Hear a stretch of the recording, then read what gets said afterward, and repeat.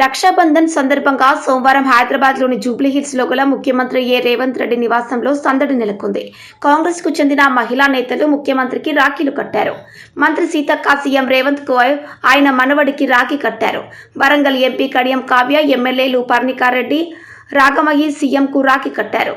బండ్రు శోభారాణి, కాల్వ సుజాత, మహిళా commission chairperson Nerella Sharada కూడా ముఖ్యమంత్రి రేవంత్ కు రాఖీలు కట్టారు.